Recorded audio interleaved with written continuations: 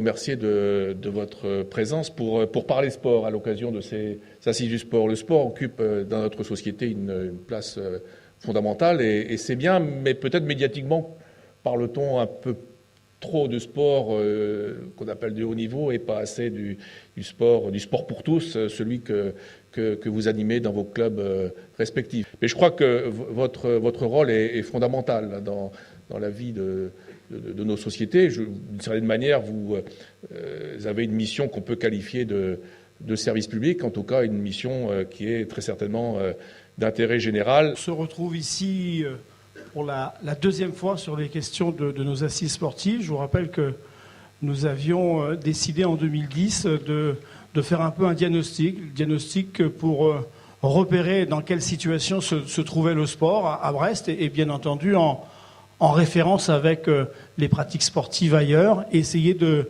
repérer ensemble quels étaient les mouvements, qu'est-ce qu'il se produisait dans le sport, comment il était vécu et comment nous, ensemble, on était en capacité d'apporter une réponse aux besoins exprimés. Donc ce diagnostic a eu lieu. Et puis, derrière ce diagnostic, bien entendu, il s'agissait pour nous de tirer quelques axes et d'engager quelques actions.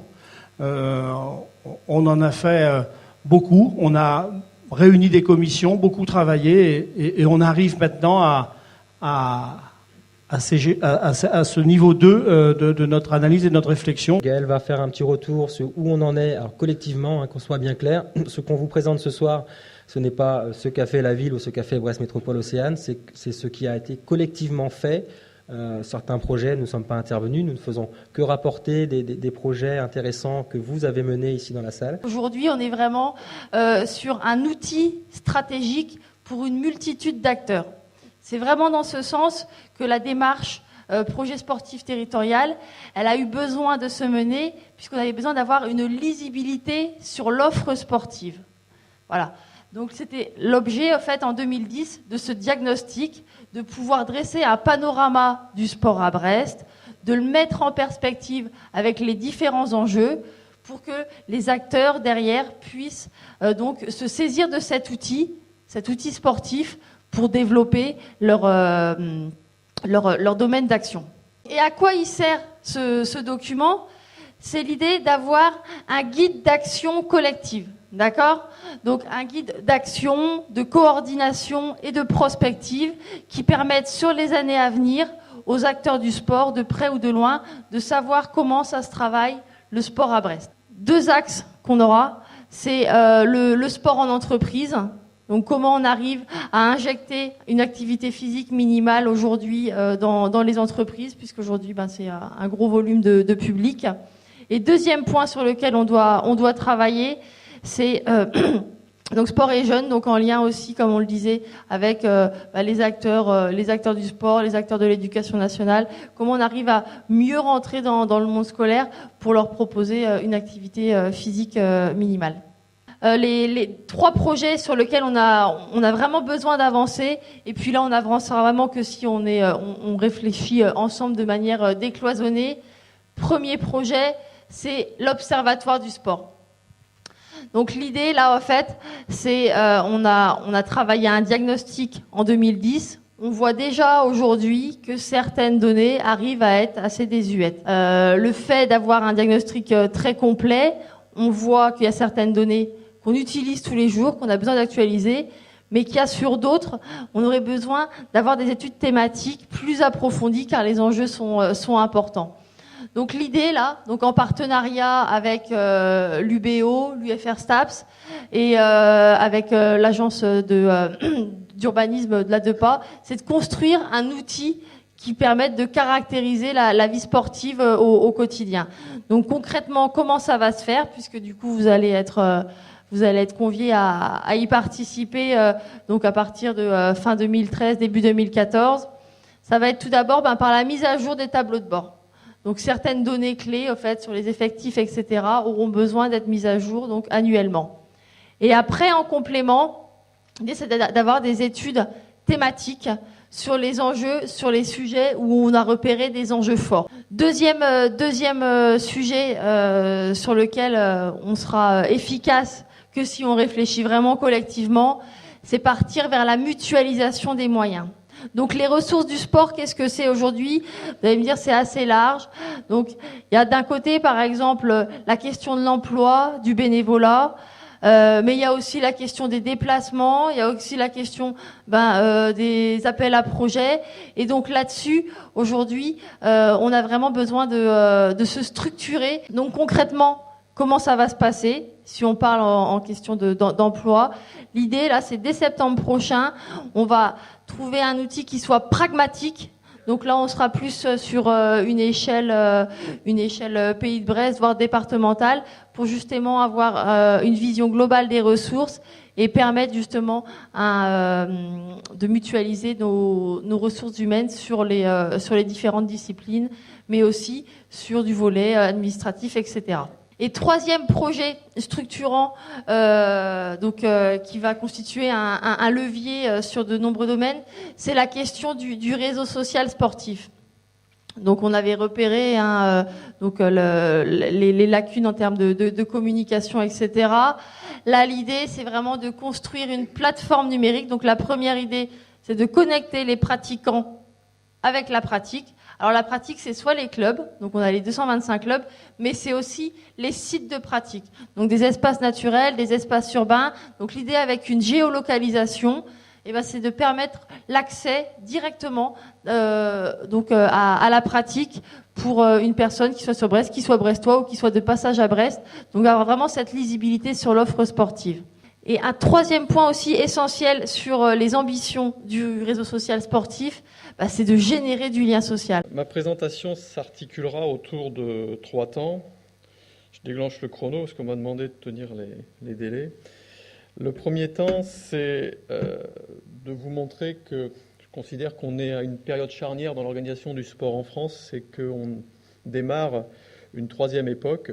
Puisque je parle d'une nouvelle gouvernance, ça veut dire qu'il y avait des gouvernances qui existaient et qu'on est en train d'en changer. Une nouvelle gouvernance, oui, mais pour répondre à quel type d'enjeu, quel type d'objectif, ça sera le deuxième sujet. Et puis, quelques propositions pour terminer. Le deuxième sujet, pour renforcer l'accessibilité à la pratique, c'est passer à la génération d'équipements 2.0. Alors, qu'est-ce que c'est que cette génération 2.0 ?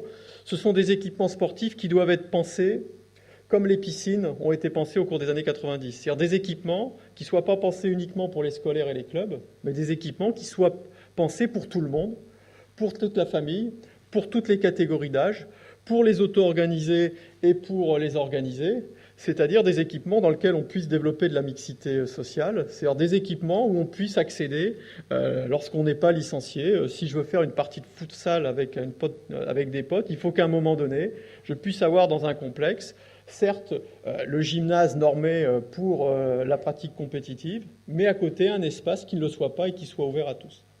C'est-à-dire qu'il faut réinventer une nouvelle génération d'équipements. J'en ai terminé. Aux conclusions, ce qu'il faut, à mon sens, c'est un État stratège, un mouvement sportif plus efficient, des collectivités avec un renforcement du couple région-interco et des acteurs des privés qu'il ne faut pas considérer comme des gens qui pensent qu'au profit. Je pense qu'aujourd'hui, on a intérêt, on n'a pas le choix de travailler avec eux et surtout de les inciter à investir dans le sport en adaptant notre cadre juridique actuel. Je vous remercie. Oui, bonsoir. Vous avez parlé du statut des bénévoles. Est-ce que vous pouvez nous présenter un peu les propositions que vous auriez sur le statut du bénévole ? Alors le statut... Oui, en fait, moi j'avais regardé ce qu'il faisait un peu sur le sapeur-pompier volontaire, sur le statut du service civique. Et en fait, l'idée, c'était de se rapprocher de ces dispositions qui permettent de véritablement reconnaître un statut. Aujourd'hui, on n'en a pas. La thématique santé-bien-être, donc on va venir sur quelques réalisations concrètes. Donc voilà, là on peut justement avoir un petit lien sur la fiche action. Donc la journée sport santé bien-être, elle s'est déroulée du coup en octobre dernier dans le cadre de la semaine santé. Et puis c'est vrai que ce soir on évoquait pas mal de fois la question du sport santé, des chiffres comme voilà le fait que 18% des Brestois ne pratiquent pas en raison de problèmes de santé, ou alors soit pour 60% d'entre eux qui pratiquent pour le bien-être. Donc voilà, on s'est donc dit qu'il serait intéressant de mettre en place ce type de journée pour justement sensibiliser le grand public sur les bienfaits de l'activité physique sur la santé. Donc, en fait, lors de cette journée, il y a eu donc une conférence animée par le docteur Michel Trégaro, et puis le professeur Alette de la Marge, des initiations et des démonstrations auxquelles le public pouvait participer, donc à la fois du Qigong, du yoga, également de la marche nordique, et puis de la Zumba aussi, hein, qui est un petit peu dans l'air du temps. Et donc des stands d'information tout au long de cette journée. Donc c'est vrai que cette journée, ce qui était intéressant, c'est que ça a permis vraiment de renforcer les passerelles entre les acteurs du sport et de la santé. On a eu une première formation en février. Ensuite, et donc on s'est fixé des temps, donc tous les jours à 8h du matin à la prise de fonction. Donc l'équipe qui démarre le travail s'échauffe. Donc tous les matins, 15 personnes s'échauffent pour démarrer avant d'attaquer les levées et l'accompagnement des résidents. Finalement, maintenant, le bilan est très positif puisque les échauffements se font sans moi, sans forcément ma présence. Et les salariés sont très très positifs quant à cette action, mais également aussi au niveau des étirements, puisqu'au mois de mars, on a lancé donc une autre phase de formation au niveau des étirements, qui permet, après le travail, de pouvoir se relaxer et s'étirer convenablement et rentrer chez soi un peu détendu. Ça peut sembler une expérience un peu novatrice ou rigolote, je peux vous assurer. Là, j'ai pas d'indicateur. J'attends la fin de l'année avec impatience et le bilan social. Mais en l'espace de 6 mois, je peux affirmer que j'ai réellement eu moins d'arrêts maladie. Nous sommes très intéressés par toute cette politique qui a pour slogan très porteur, là, soyons sport, hein, ce soir. J'ajouterais, le sport, c'est la santé. C'est pour moi, qui suis directrice adjointe de la caisse primaire du Finistère, pourquoi pas arriver un jour à une prescription par un médecin de faire de l'activité physique, et cette prescription pourrait être considérée comme étant véritablement un soin, puisque M. Bayeux a parlé de faire gagner 250 € à l'assurance maladie si l'on pratique un minimum d'exercice physique. Compléter ce que vient de dire Madame, là, vous savez que c'est le dada de la ministre des Sports à l'heure actuelle, le sport santé, donc pour les clubs qui sont intéressés, il y a des appels à projets sur sport santé et des projets qui sont bien financés, je vais dire, par le CNDS, parce que non seulement ils sont financés par le CNDS, mais régional, je parle évidemment, territorial, pardon, et ils sont doublés par l'ARS. Hein. Donc la subvention attribuée via le CNDS, automatiquement l'ARS le double. Voilà, c'était juste une petite information. Je voudrais vraiment vous remercier à la fois d'avoir pris ce temps de venir jusqu'ici, ce temps de partager ensemble un peu un certain nombre d'éléments qui sont à travailler autour des questions sportives.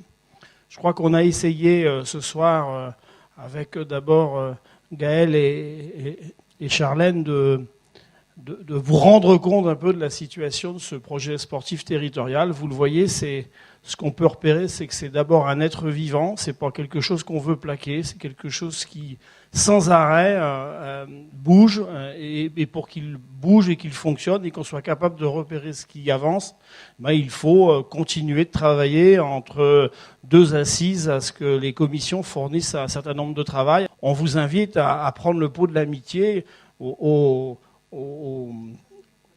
pavillon tempéré parmi les poissons. Vous allez voir, c'est magnifique.